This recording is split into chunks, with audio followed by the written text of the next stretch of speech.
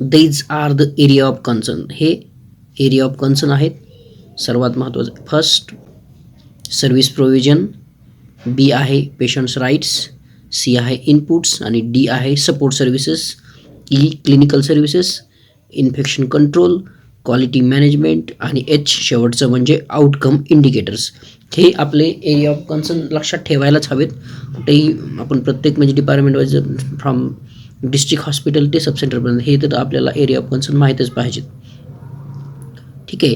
त्यामध्ये काय आहे फर्स्ट त्यातले काही प्रोसेस इंडिकेटर्स आहेत, एक स्ट्रक्चर इंडिकेटर आणि आउटकम इंडिकेटर्स. त्यात फर्स्ट पेशंट्स राईट प्रोसेसमध्ये इनपुट्स जे आहे ते स्ट्रक्चर कुठलं जे आहे बिल्डिंग वगैरे असेल त्याचं पूर्ण स्ट्रक्चरल. त्यानंतर आहेत support services, clinical services, infection control, quality management. हे सगळे तुमचे प्रोसेस इंडिकेटर्स आहेत. तर आउटकम इंडिकेटरमध्ये फक्त आउटकम आणि सर्व्हिस प्रोव्हिजन जो फर्स्ट हे आहे तुमचं तर ते तुम्हाला आउटकम इंडिकेटर्समध्ये दिसून जाईल.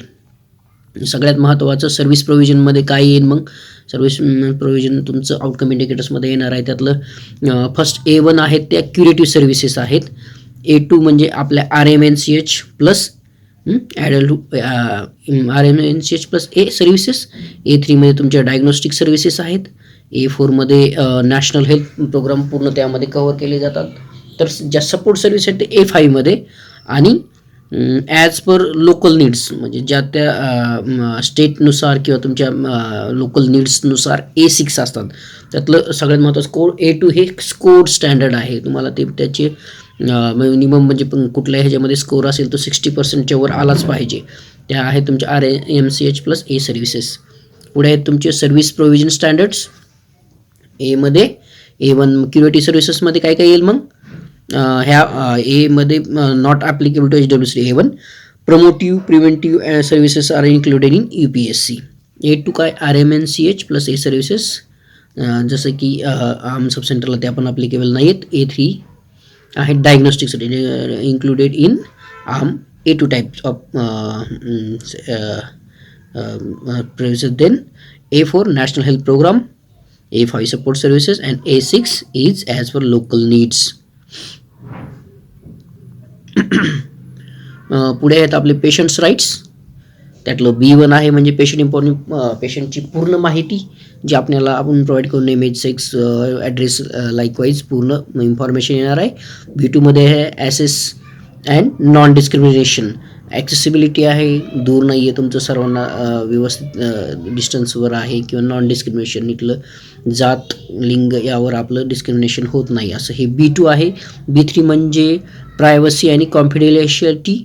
आपण प्रायव्हसी ती एक B3 सर्व्हिसेसमध्ये. B4 पेशंट पार्टिसिपेशन, पेशंटसुद्धा ॲक्टिव्हली पार्टिसिपेट करतो त्यामध्ये. आणि तुमचं B5 आहे कोर स्टँडर्ड आहे. आपल्या सर्व्हिसेस पूर्ण फ्री सर्व्हिसेस आहेत आणि विथ एन्टायटलमेंट आहेत. हे कोर स्टँडर्ड आहे B5 B आणि B6 म्हणजे ethical issue in health care. ते सर्व तुमचे B6 येतात. पुढं आहेत हे बघितलेले आहे आपण पूर्ण. त्यात तिसरं आहे तुमचे इनपुट्स काय असणार आहेत C इनपुट्समध्ये. तर C1 आहे ते इन्फ्रास्ट्रक्चर ॲडिक्वेसी म्हणजे तुमचं पूर्ण बिल्डिंग कशी आहे किंवा कंपाऊंड वॉल वगैरे पूर्ण त्यामध्ये येईल. C1 infrastructure. C2 येईल फिजिकल सेफ्टी. बाकीचं तुमचं फिजिकल सेफ्टी का लाईटची असेल किंवा तुमचं बायोमेडिकल वेस्टची वगैरे ते सर्व फिजिकल सेफ्टीमध्ये येईल. थर्ड आहे तुमचं फायर सेफ्टी. 4 आहे C4 human resource adequacy. 5th आहे ड्रग अँड कन्झ्युमेबल अवेलेबिलिटी वगैरे त्यावर C5 असणार आहे. C6 तुमचे इन्स्ट्रुमेंट्स आणि इक्विपमेंट. C7 competency assessment. हे सर्व तुमच्या इनपुटमध्ये येतं. ठीक आहे. इनपुट हे तुमचं स्ट्रक्चरल जे स्ट्रक्चरशी निगडीत असणारे हे असतात. पुढं आहे तुमच्या सपोर्ट सर्व्हिसेस. D आपण जे म्हटलं की course and D support services आहेत तुमचे. त्यामध्ये D1 म्हणजे मेंटेनन्स इक्विपमेंटचं जे मेंटेनन्स आहे ते आहे. D2 ड्रग स्टोरेज आणि इन्व्हेंटरी कशी करतो ते आहे. D3 सेफ्टी आणि सिक्युरिटी महत्त्व आहे. D4 अपकीप आणि cleanliness. D5 water and power supply. मग RO वॉटरचा येतो तो D5 ह्याच्यामध्ये तुम्हाला पुढे गेल्यानंतर लक्षात येईलच ते. डायटरी सर्व्हिस D6 आहेत. Laundry service D7. रुग्ण कल्याण समिती किंवा आपली जी नवीन आता कम्युनिटी पार्टिसिपेशन दोन्ही D8मध्ये येईल, फायनान्शियल मॅनेजमेंट D9मध्ये, आणि core standard D10 statutory requirement whatever is in, then 11 HR management, 12 management of outsource services.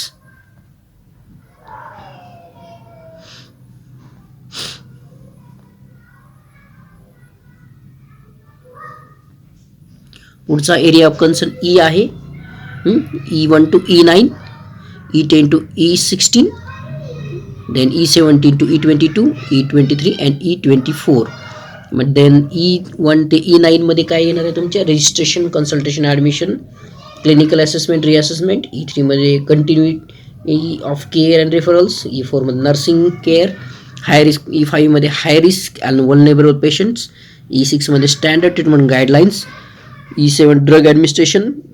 E8 मध्ये medical records on management. E9 मध्ये डिस्चार्ज प्रोसेस. हे तुमचं E1 टू E9 मध्ये ह्या जनरल क्लिनिकल सर्व्हिसेस आहेत. E1 to E9 general clinical service, त्याच्या admission registration पासून ते डिस्चार्ज पर्यंत पूर्ण येणाऱ्या गोष्टी. ठीक आहे. E10 टू E16 पर्यंत काय येईल, मग इंटेन्सिव्ह केअर आहे, इमर्जन्सी डिझास्टर मॅनेजमेंट आहे, डायग्नोस्टिक सर्व्हिसेस आहेत, ब्लड बँक सर्व्हिसेस आहेत, अनस्टेशिया सर्व्हिसेस आहेत, सर्जिकल सर्व्हिसेस आहेत, आणि management of death and death bodies of disease patient, ह्या स्पेसिफिक क्लिनिकल सर्व्हिसेस आहेत E10 टू E16. देन पुढं आहेत E17 अँटीनेटल केअर कम्प्लीट आहे, E18 intranatal care, E19 postnatal care, E20 newborn care, E21 family planning, E22 adolescent health, E23 national health programmes, and E24 haemodialysis. RMNCH plus NHP plus haemodialysis is complete E.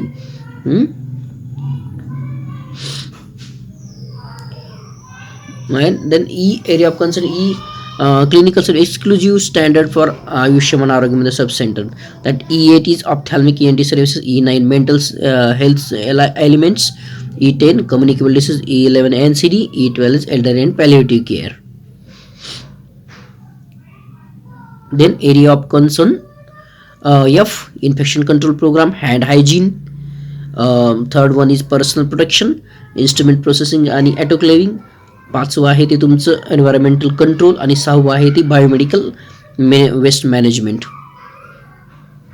शेवटी अजून आपला area of concern जी पर्यंत आलो. जी मध्ये एक आहे quality team, जे तो आपण क्वालिटी टीम वगैरे ते पुढे बघणार आहोत. 2 पेशंट सॅटिस्फॅक्शन सर्वे.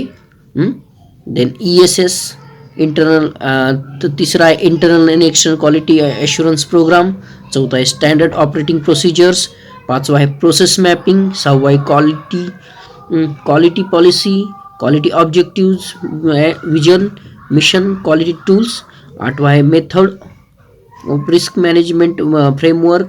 9वां आहे तुमचं रिस्क मॅनेजमेंट प्रोसेस, आणि 10वां आहे क्लिनिकल गव्हर्नन्स.